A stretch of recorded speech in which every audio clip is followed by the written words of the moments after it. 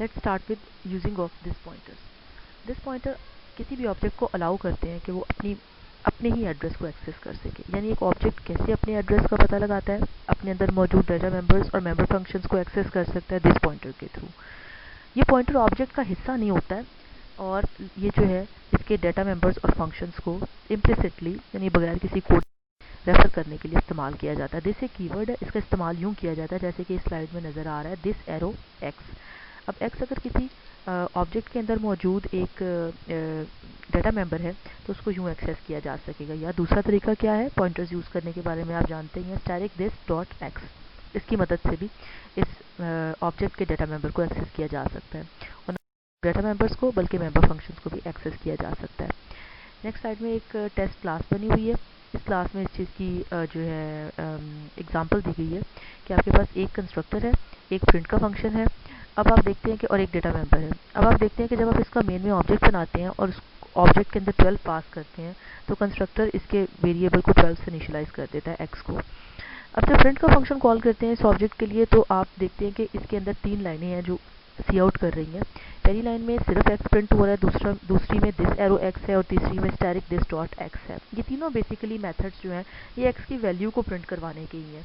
जब आप खाली एक्स लिखते हैं तो हम जानते हैं कि जिस ऑब्जेक्ट के थ्रू फंक्शन को कॉल किया जाता है उस ऑब्जेक्ट के डेटा मेंबर्स को फंक्शन के कोड के अंदर डॉट लगाने की ज़रूरत नहीं पड़ती है। अगर आप खाली एक्स लिख देंगे तो इसका मतलब यही है कि जिस ऑब्जेक्ट ने प्रिंट को कॉल किया आप उसके डेटा मेंबर को एक्सेस कर रहे हैं जिसका नाम टेस्ट ऑब्जेक्ट है।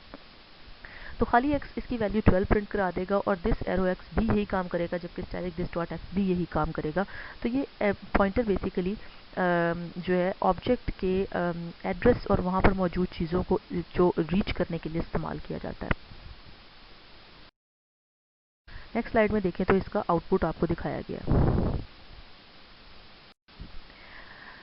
अब इस पॉइंटर की एक और यूजेज ये है कि मेंबर फंक्शन कॉल्स जो कैस्केडेड होती हैं उनको रिजॉल्व करने में इस्तेमाल किया जाता है। अगर आप याद करें तो नेस्टेड का आपको आइडिया होगा, ऐसे फंक्शन कॉल्स जो अभी एक फंक्शन कॉल ख़त्म भी नहीं हुई होती तो बीच में से एक और फंक्शन कॉल मिल जाती है, आप इसको नेस्टेड फंक्शन कॉल कहते हैं। इसी तरह कैस्केडेड फंक्शन कॉल क्या है कि जैसे एक्स एक वेरिएबल है और आप उसकी ऑब्जेक्ट है उसकी मदद से आप फंक्शन कॉल कर रहे हो लेकिन एक लंबी चेन है फंक्शन कॉल्स की, जैसे x dot function 1 dot function 2 dot function 3।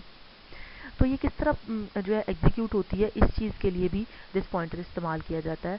दरअसल इसमें जो सोल्यूशन है वो ये है कि कि जो भी फंक्शन कॉल हो रहा होता है वो क्या करता है उसी ऑब्जेक्ट का जिस ऑब्जेक्ट के थ्रू ये कॉल हुआ है उसका एड्रेस यानी दिस पॉइंटर जो है वो रिटर्न कर देता है। तो उस एड्रेस की मदद से दोबारा से उस ऑब्जेक्ट तक आप पहुंच जाते हैं और फिर उस ऑब्जेक्ट की मदद से नेक्स्ट कॉल एग्जीक्यूट की जाती है और वो फंक्शन जो कोई रेफरेंस रिटर्न नहीं किया जाता उसको सबसे एंड पे कॉल करते हैं। इसकी एग्जांपल से आप इसको ज़्यादा क्लियरली अंडरस्टैंड कर सकेंगे। यहाँ पे आपके पास एक ऑब्जेक्ट है टी और 3 मेंबर फंक्शंस हैं, set hour, set minute and set second, और सारे के सारे एक रेफरेंस रिटर्न करते हैं उस ऑब्जेक्ट को जिसने इनको कॉल किया है। यहाँ पे देखने में यूँ लग रहा है चेन देख के कि टी ही ऑब्जेक्ट है जो इन सबको कॉल कर रहा है, लेकिन टी सबसे पहले सेट आवर को कॉल करता है। सेट आवर जो है वो एक रेफरेंस रिटर्न करता है इस ऑब्जेक्ट का स्टैटिक दिस की फॉर्म में और फिर एक्सप्रेशन आपका जो है कन्वर्ट होकर रिड्यूस होकर बन जाता है टी डॉट सेट मिनट। अब ये सेट मिनट इस कॉल होगा और सेट मिनट जब कॉल होगा तो अपना कोड एग्जीक्यूट करने के बाद आखिरी लाइन में रेफरेंस रिटर्न कर देगा और रेफरेंस रिटर्न करने के बाद ये स्टेटमेंट बन जाएगी टी डॉट सेट सेकेंड। इसी तरह सेट सेकेंड का जब कॉल होगा फंक्शन तो वो रेफरेंस रिटर्न करेगा और खाली टी रह जाएगा आपके पास, यानी खाली वही ऑब्जेक्ट रह जाएगा जिसका रेफरेंस रिटर्न किया गया और इसका आगे कोई एग्जीक्यूशन नहीं होती, ये यहीं पे स्टॉप हो जाता है। इसकी एग्जांपल समझाई गई है एक कोड से जिसमें आपके पास टाइम की क्लास है और ये जो क्लास है इसमें आपके पास फंक्शंस आप देख रहे हैं, एक पैरामीटराइज्ड कंस्ट्रक्टर है। आपके पास 4 फंक्शंस हैं, set time, set hour, set minute और सेट सेकंड के, और थोड़ा सा फ़र्क इनमें ये है कि जो नई चीज़ है वो ये है कि जो ये चीज़ रिटर्न कर रहे हैं वो ये कोई ऑब्जेक्ट नहीं रिटर्न कर रहे टाइम क्लास का, बल्कि ऑब्जेक्ट का एम्परसेंड साथ लगा हुआ है which means time ampersand, which means ये ऑब्जेक्ट का रेफरेंस या एड्रेस रिटर्न कर रहे हैं, किसी भी ऑब्जेक्ट का रेफरेंस या एड्रेस रिटर्न करेंगे ये चारों फंक्शंस। इसके अलावा 3 कांस्टेंट फंक्शंस हैं जो कि गेट के फंक्शंस हैं, 2 प्रिंटिंग के फंक्शंस हैं वो भी कांस्टेंट फंक्शंस हैं, और प्राइवेट डेटा मेंबर्स आपके पास 3 है, आवर, मिनट और सेकंड।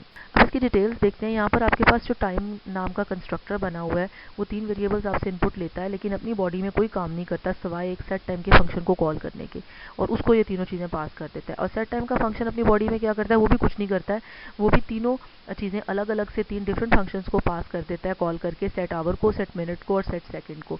और जब ये तीनों फंक्शंस रिटर्न कर जाते हैं बारी बारी, तो उसके बाद आपके पास ये क्या करता है कि रिटर्न कर देता है इस ऑब्जेक्ट को, जिस ऑब्जेक्ट ने इसको कॉल किया उसका दिस पॉइंटर रिटर्न कर देता है।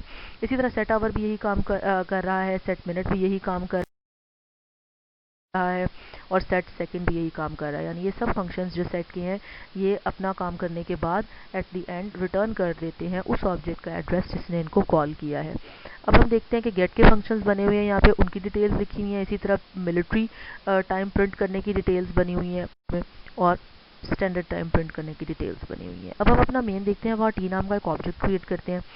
हम देखते हैं कि जब ये ऑब्जेक्ट क्रिएट होता है तो इसके साथ ही आगे एक लंबी कैस्केडेड फंक्शन की कॉल्स की लाइन है जिसमें टी डॉट सेट आवर है, सेट मिनट है और सेट सेकंड, और ये सब डॉट से सेपरेटेड है। अब हो क्या रहा है कि आपका जो पहली फंक्शन कॉल है सेट आवर की, वो आवर को सेट कर देती है और रेफरेंस रिटर्न करती है इसी ऑब्जेक्ट टी का, किसको, सेट मिनट को, और सेट मिनट कॉल हो जाता है। फिर इसी तरह सेट सेकंड कॉल हो जाता है और बाद में आप इस टी की मदद से मिलिट्री टाइम प्रिंट कर रहे हैं और स्टैंडर्ड टाइम भी प्रिंट कर रहे हैं।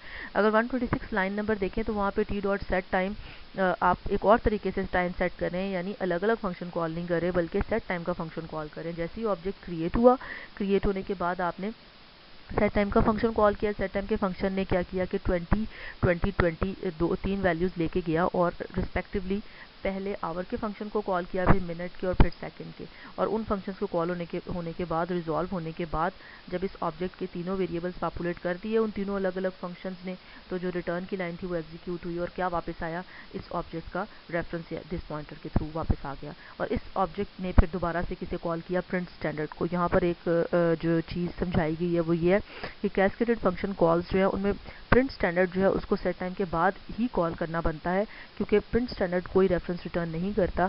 अगर वो पहले कॉल कर दिया जाए तो अगली जो कॉल्स हैं वो फिर नहीं मिल पाएंगी। इस वजह से T dot print standard dot set time जो है वो आपको कंपाइलर एरर देगा कंपाइल टाइम पे।